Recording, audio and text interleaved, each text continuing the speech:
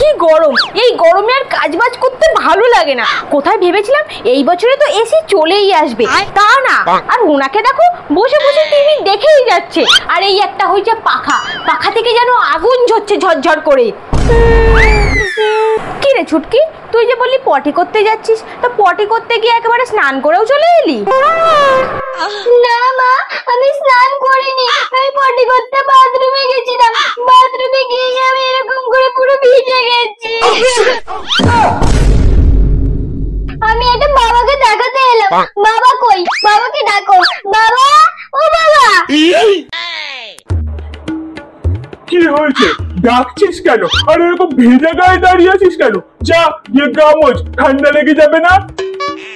আমি স্নান করিনি, আমি পটি করতে শুধু বাথরুমে ঢুকেছিলাম। আর বাথরুমে ঢুকে এরকম ভিজে গেলাম, ওই জন্য আমি সঙ্গে সঙ্গে তোমাকে দেখাতে এলাম।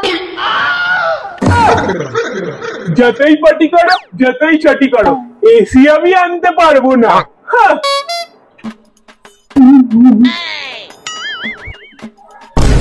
কি রে, তুই এরকম ফ্রিজটা খুলে দাঁড়িয়ে আছিস কেন? কি করবো বলো, তুমি তো আর এসি নিয়ে এলে না, ওই জন্য ফ্রিজের হাওয়া দিয়েই কাজ চালাচ্ছি। ঠিকই আছে, তা একটা এসি নিলে কি হবে শুনি? তবে ছাল ছাড়ানো বাদরে নি, দাঁড়া।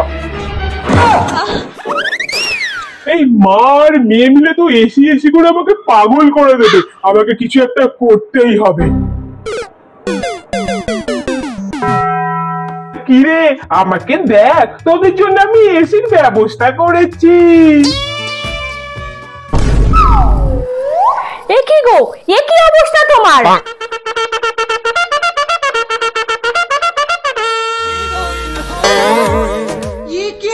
ও বাবা, এ কি অবস্থা করেছে তোমার?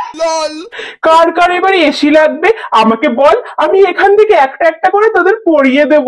দেখ দেখ, দার্জিলিং, সিমলা সবকিছুর ব্যবস্থা আছে।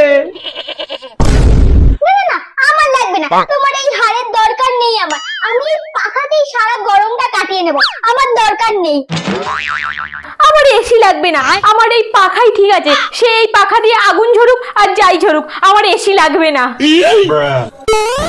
এবার মা বেটি দুজনে মিলে জব্দ হয়েছে। কেমন লাগলো আমার আইডিয়া?